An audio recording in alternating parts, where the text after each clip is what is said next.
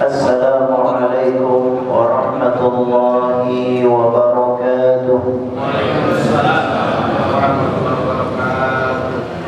Innal hamdalillah nahmaduhu wa nasta'inuhu wa nastaghfiruh wa na'udzu billahi min shururi anfusina wa min sayyiati a'malina. Man yahdihillahu fala mudilla lahu wa man yudlil fala hadiya lahu. أشهد أن لا إله إلا الله وحده لا شريك له وأشهد أن نبينا وحبيبنا وعظيمنا محمدا عبده ورسوله. اللهم صل وسلم وبارك على سيدنا محمد وعلى آله وصحبه ومن تبع هداه إلى يوم الدين. أما بعد رب اشرح لي صدري ويسر لي أمري واحلل عقدة من لساني يفقهوا قولي. ربنا آتنا من لدنك رحمة وهيئ لنا من أمرنا رشدا. اللهم إنا نعوذ بك من أن نشرك بك شيئا نعلمه ونستغفرك لما لا نعلمه. اللهم علمنا ما ينفعنا وانفعنا بما علمتنا وزدنا علما وألحقنا بالصالحين. معاشر المسلمين رحمكم الله, وبالخصوص ketua DKM Masjid Jami' Al-Mu'minun Ustaz Haji Dada Iskandar beserta jajarannya, di antaranya Ustaz Haji Nuryani Hilman, imam kita, dan para asatidzah, para tokoh masyarakat, seluruh jamaah yang dimuliakan oleh Allah Subhanahu wa taala. Alhamdulillah kita bersyukur kepada Allah pada subuh hari ini kita diberikan kesempatan oleh Allah Subhanahu wa taala untuk bisa melaksanakan salat subuh berjamaah, dilanjutkan dengan zikir, munajat dan majelis ilmu. Kita berharap mudah-mudahan rangkaian ibadah kita diterima oleh Allah Subhanahu wa taala. Mudah-mudahan Allah menjadikan kita sebagai orang-orang yang istiqamah dalam melaksanakan ketaatan, dalam melaksanakan amal saleh sampai akhir hayat kita. Salawat dan salam semoga tercurah kepada uswah hasanah kita Nabi besar Muhammad sallallahu alaihi wasallam, pada keluarga beliau, para sahabat dan semua pengikut setia beliau hingga yaumil qiyamah. Pada kesempatan hari ini kita akan membahas lanjutan dari pembahasan kita sebelumnya. Kalau pada pertemuan sebelumnya kita sudah membahas surat Al-Insyirah atau Alam Nashrah, lalu sesudah itu kita membahas surat At-Tin, Wat-Tini Waz-Zaitun Wa-Turi Sinin. Maka pada kesempatan hari ini kita akan membahas surat berikutnya, yaitu surat Al-Alaq. Surat Al-Alaq atau disebut juga oleh sebagian ulama sebagai surat Iqra, sesuai dengan awal ayatnya yang berbunyi Iqra bismi rabbikal ladzi khalaq. Surat ini jamaah yang dirahmati oleh Allah adalah surat atau wahyu pertama yang turun kepada Nabi kita, Nabi Muhammad sallallahu alaihi wasallam. Jadi wahyu pertama yang turun kepada Rasulullah adalah 5 ayat pertama dari surat Al-Alaq ini. Karena itu surat Al-Alaq ini surat yang sangat penting, karena menjadi pembuka wahyu kepada Nabi kita, Nabi Muhammad sallallahu alaihi wasallam.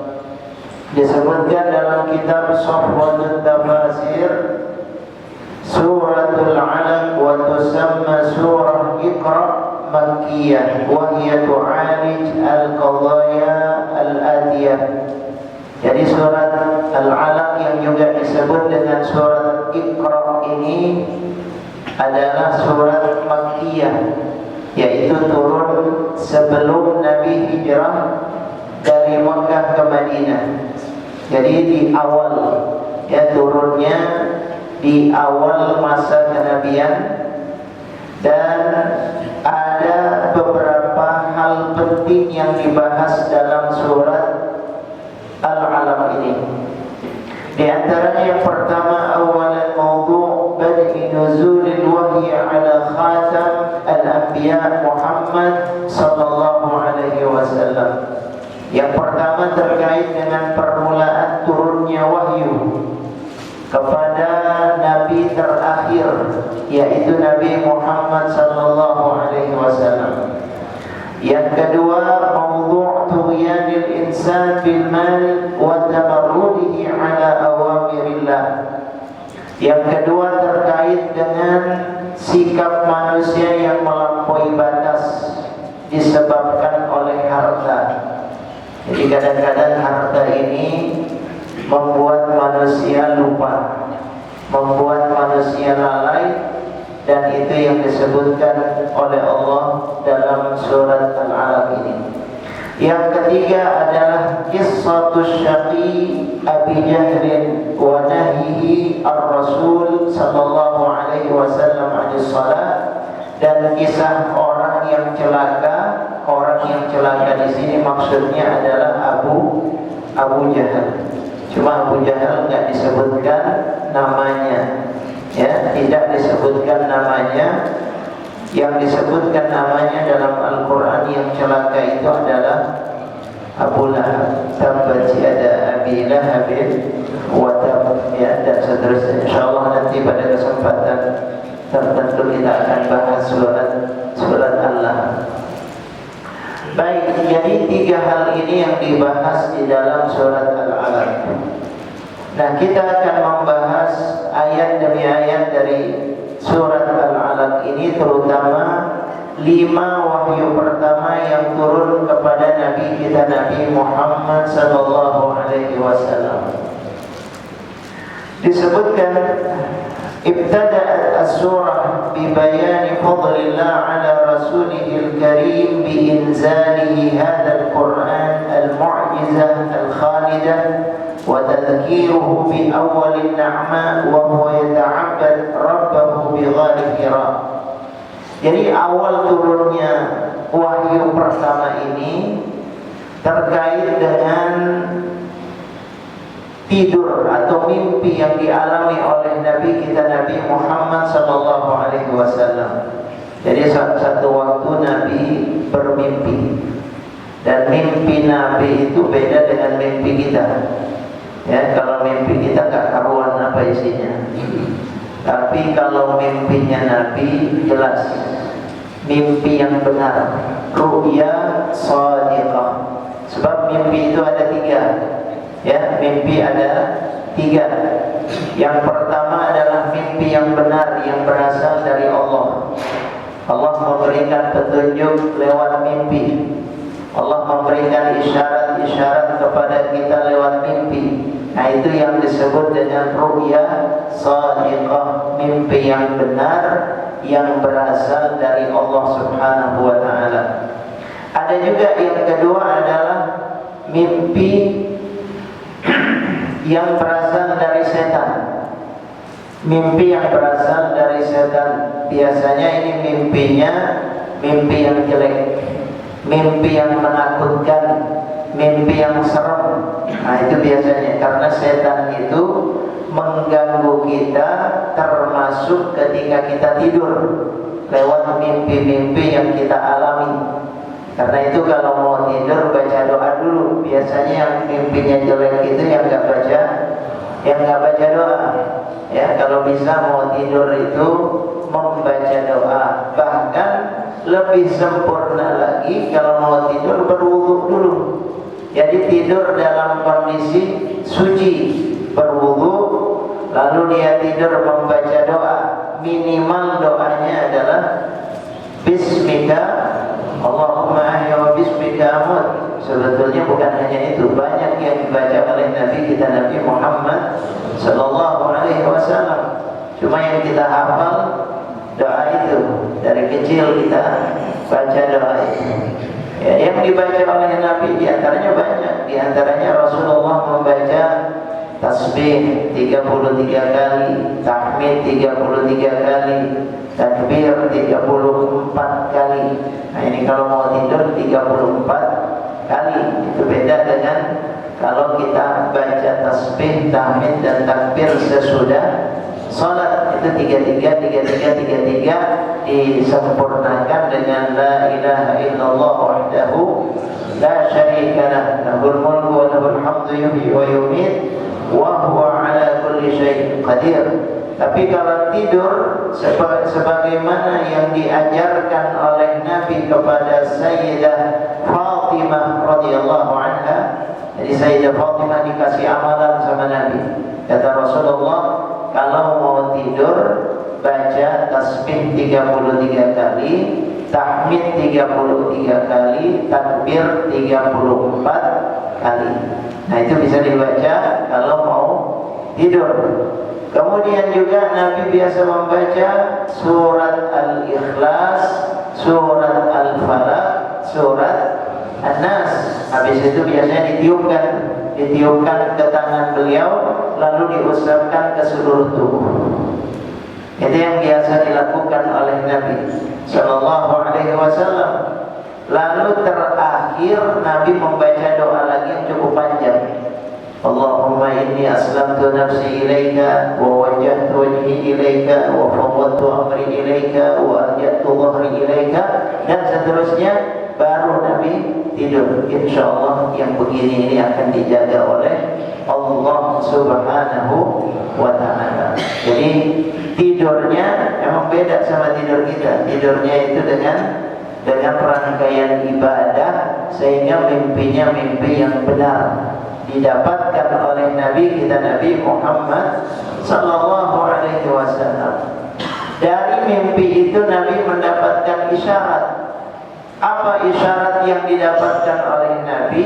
Beliau tergerak, terdorong untuk melakukan khalwat, melakukan tahannuts, ya, berkhalwat, bertahannuts, menyepi, menyendiri, yaitu di satu tempat yang bernama Gua Hira. Di Gua Hira. Dan Gua Hira ini tidak dekat, jaraknya lumayan jauh. Kalau dari Masjidil Haram itu jaraknya sekitar 4 kilo. Jadi 4 kilo itu berjalan kaki dari sekitar Masjidil Haram, rumah Nabi, sampai ke Gua Hira. Jadi 4 kilo, bayangkan 4 kilo lumayan juga jalannya. Dan jalan kaki, ya. Daerahnya juga bukan daerah yang nyaman, sebab jalan itu naik ke atas. Kalau yang pernah pergi haji atau umrah biasanya pernah itu diajak untuk melihat daerah Gua Hira. Itu nanjak, ya, agak ke atas, seperti bukit ya. Tapi luar biasa, Nabi itu melakukan hal tersebut. Nabi berkhalwat di Gua Hira selama beberapa hari atau beberapa malam. Ya, bertafakkur, ya, merenung, ya, melakukan muhasabah, apa hakikat dari kehidupan ini, mengapa diciptakan, ya, mengapa hadir ke dunia, lalu apa fungsi tujuan dari keberadaan di dunia. Bertafakkur Rasul sallallahu alaihi wasallam. Kalau sudah habis bekalnya, Nabi pulang lagi, pulang ke rumah Khadijah radhiyallahu anha. Kemudian Khadijah memberikan bekal, lalu Nabi balik lagi ke Gua Hira. Begitu berkali-kali dilakukan oleh Rasulullah sallallahu alaihi wasallam, sampai pada satu saat datang malaikat Jibril alaihi salam kepada Nabi kita Nabi Muhammad sallallahu alaihi wasallam. Tiba-tiba Jibril datang kepada beliau dan mengatakan, "Iqra," ya, baca, kata malaikat Jibril. Rasul sallallahu alaihi wasallam orang yang jujur, orang yang tidak pernah berdusta, sehingga ketika disuruh membaca, Nabi sallallahu alaihi wasallam mengatakan, "Ma ana biqari," saya tidak bisa baca. Nah, ini pelajaran penting. Jadi kita diajarkan, dikasih contoh oleh Nabi, jangan sampai berdusta. Kalau emang nggak tahu, bilang aja nggak tahu. Kalau tidak bisa, bilang aja tidak bisa. Jangan pura-pura tahu, jangan pura-pura bisa. Jadi Nabi mengajarkan dan memberikan contoh kepada kita. Ketika Jibril alaihi salam mengatakan, "Iqra," baca, Rasulullah sallallahu alaihi wasallam menjawab, "Ma ana biqari," saya tidak bisa baca. Lalu Jibril alaihi salam mendekap Nabi, memeluk Nabi, ya, memberikan backup dukungan kepada Nabi kita Nabi Muhammad sallallahu alaihi wasallam. Nabi itu sampai lemes. Ya, memang turunnya wahyu kepada Nabi kita Nabi Muhammad sallallahu alaihi wasallam itu selalu dalam kondisi yang berat, enggak gampang. Jadi jemaah sekalian, kita bisa merasakan bagaimana ketika wahyu itu turun kepada Nabi, kondisinya selalu dalam kondisi yang berat. Ya, bukan lagi duduk turun wahyu, enggak begitu. Jadi turun wahyu itu memang berat. Nabi itu kalau setiap kali turun wahyu, Nabi merasakan kondisi yang sangat sulit. Ya, pernah Nabi misalnya sallallahu alaihi wasallam sedang berada di atas onta. Tiba-tiba turun wahyu dari Allah. Kan turunnya wahyu enggak terduga-duga.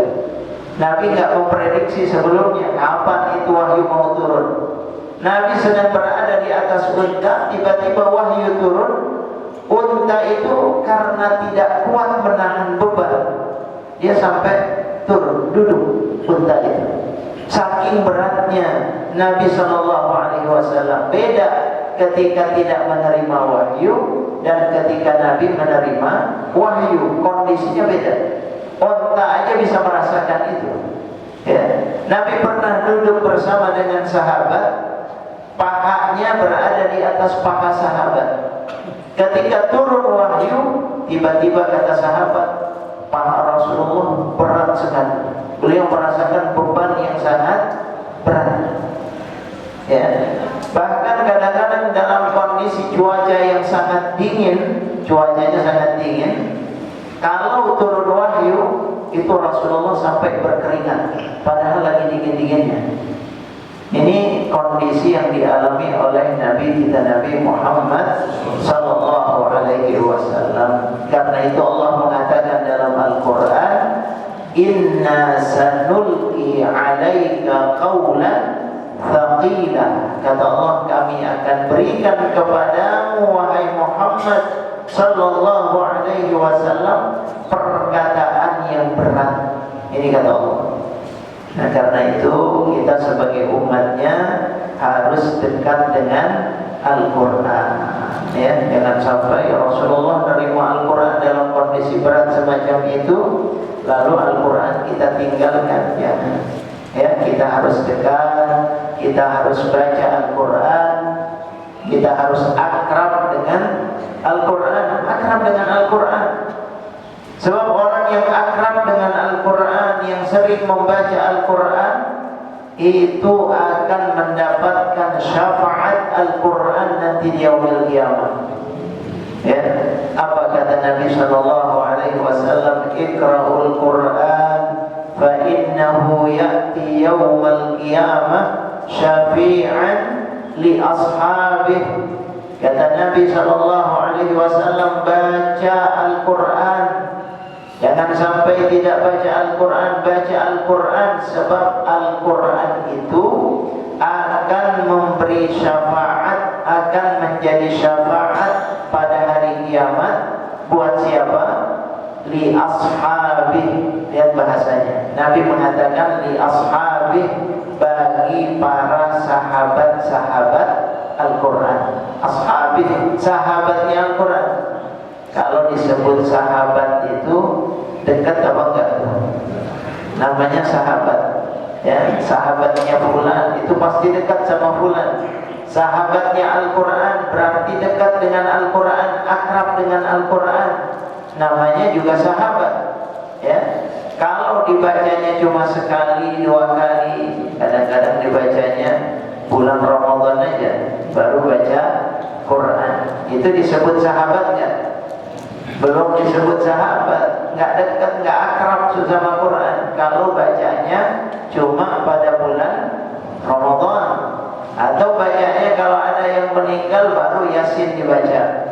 Nah itu belum akrab. Orang disebut akrab dengan Al-Quran kalau dia membaca Al-Quran setiap hari, dia baca Quran, ya, selalu dia baca Al-Quran, tidak ada hari tanpa Al-Quran. Nah, itu namanya akrab sama Al-Quran. Insya Allah Al-Quran itu akan menjadi syafaat buat dia nanti di yaumil kiamat. Mudah-mudahan kita semuanya akrab sama Al-Quran, ya. Jangan sama WA aja akrab, ya. Sama WA akrab banget tuh, ya, buka HP terus, ya. Tapi sama Al-Quran, nah ini PR kita semuanya, ya. Insya Allah mudah-mudahan kita akrab sama Al-Quran. Jadi disebutkan oleh Allah Subhanahu wa Ta'ala, ayat pertama yang diturunkan oleh Allah kepada Nabi kita Nabi Muhammad sallallahu alaihi wasallam, Iqra bismi rabbikal ladzi khalaq. Suruh baca. Malaikat Jibril mendekap Nabi, kemudian mengatakan Iqra, baca lagi. Nabi kembali mengatakan ma'ana biqari, sampai 3 kali. Kemudian malaikat Jibril membaca Iqra bismi rabbikal ladzi khalaq, khalaqal insana min 'alaq, Iqra wa rabbukal akram, alladzi 'allama bil qalam, 'allamal insana ma lam ya'lam. Itu 5 ayat pertama yang turun kepada Nabi kita Nabi Muhammad sallallahu alaihi wasallam. Jamaah yang dirahmati oleh Allah, jadi ayat pertamanya itu bunyinya Iqra, baca. Disuruh kita membaca. Jadi bayangkan umat Muhammad sallallahu alaihi wasallam, ayat pertamanya itu membaca. Maksudnya diajak pintar, ya. Kita diajak, diperintahkan oleh Allah untuk menjadi umat yang cerdas, menjadi umat yang berilmu, menjadi umat yang berpengetahuan, karena ayat pertamanya saja disuruh membaca Iqra. So, ini kunci. Orang kalau ingin pandai, ingin pintar, itu harus rajin membaca. Ini yang diajarkan oleh Allah Subhanahu wa Ta'ala. Jadi bayangkan, ini pelajaran yang sangat penting. Ayat pertamanya bukan disuruh salat. Nanti salat ketika peristiwa Isra dan Mi'raj baru turun perintah salat. Ayat pertamanya bukan bicara tentang puasa. Nanti puasa itu di saat Nabi sudah ada di Madinah, baru ada perintah puasa. Jadi ayat pertamanya itu baca dulu, biar umat Islam ini pintar dulu, tahu dulu, ngerti dulu. Disuruh kita untuk memahami. Jadi menjadi muslim, menjadi mukmin itu landasannya harus dengan ilmu. Harus dengan ilmu, harus dengan membaca. Ini yang diajarkan oleh Rasulullah, ya. Sehingga kalau kita paham, kalau kita ngerti, ibadahnya juga benar.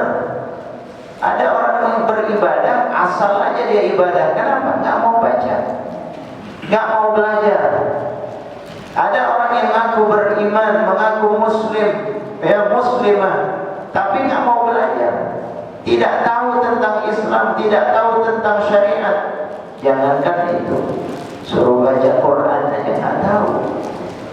Banyak yang nggak tahu baca Al-Quran. Baca Al-Quran, banyak yang buta huruf Al-Quran. Buta huruf Al-Quran. Bayangkan, ada penelitian teman-teman kita di IIQ, Institut Ilmu Al-Quran, melakukan penelitian kepada umat Islam, dilakukan survei. Ketika dilakukan survei, ternyata hasilnya mengejutkan. Ada sekitar 80% umat Islam yang tidak bisa baca Quran. Coba, sedihnya musibah. 80% yang bisa baca Quran. Jadi padahal ayat pertamanya suruh baca Iqra. Ya, maka kita harus mulai belajar. Belajarnya apa? Ya diantaranya belajar baca Quran, ya belajar agama, belajar akidah, belajar ibadah, belajar syariah, belajar muamalah. Ya, jangan sampai bahasa Inggrisnya pintar, baca Qurannya nggak bisa. Bahasa Inggris dia belajar, bahasa Korea dia belajar, bahasa Jepang dia belajar. Suruh baca Quran, bingung dia, dilihatin aja nih apaan bacaannya. Ya, hijaiyah dia nggak tahu, alif ba ta ta dia nggak tahu. Apalagi ditanya tentang tajwid, ditanya tentang harokat, ditanya tentang makharijul huruf, bingung dia. Nah, ini masalah. Padahal ayat pertamanya Iqra, baca. Ini penting ya mas sekalian, untuk jadi motivasi buat kita semuanya. Nggak apa-apa, walaupun kita sudah berusia lanjut, nggak apa-apa, kita belajar. Yang penting usaha. Nggak usah malu-malu kita belajar. Orang yang mau belajar Al-Quran akan diangkat derajatnya oleh Allah Subhanahu wa Ta'ala, akan diberikan pahala yang besar oleh Allah. Man qara al-Quran wa huwa mahir, kata Nabi, siapa yang membaca Al-Quran dan dia mahir membaca Al-Quran, ma'as safaratil kiramil bararah, nanti dia akan dikumpulkan bersama dengan para malaikat. Masya Allah. Itu yang mahir, ya, yang lancar, yang benar baca Qurannya, akan dikumpulkan bersama dengan para malaikat. Tempatnya tinggi di sisi Allah Ta'ala. Barangkali ada yang bertanya, gimana kalau yang bacanya terbata-bata? Ada juga hadisnya, lanjutannya, man qara al-Quran wa huwa yatata'ta fi. Orang yang baca Al-Quran terbata-bata, dieja satu-satu, pelan-pelan dia baca.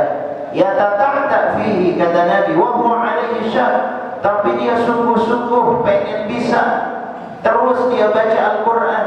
Apa kata Nabi SAW? Falahu ajran, dia dapat 2 pahala. Dapat 2 pahala diberikan oleh Allah Subhanahu wa Ta'ala, pahala yang besar. Nah, ini motivasi buat kita belajar, ya, walaupun sudah lanjut, ya, walaupun terlambat. Nggak ada kata terlambat, terus saja. Banyak orang yang baru belajar mu'allaf itu, mu'allaf baru masuk Islamnya udah usia 40-50 tahun, dia belajar Quran, bisa belajar Quran, ya, bisa, mahir belajar Al-Quran, bisa, bacanya bisa. Insya Allah Al-Quran ini dimudahkan oleh Allah, ya. Apa kata Allah? Walaqad yassarnal Qur'ana lidzikri fahal mim muddakir. Kata Allah, kami mudahkan Al-Quran untuk jadi pelajaran. Jadi Allah sudah memudahkan, gampang asal ada kemauan. Kalau ada kemauan, insya Allah ada jalan, akan diberikan kemudahan oleh Allah Subhanahu wa Ta'ala. Insya Allah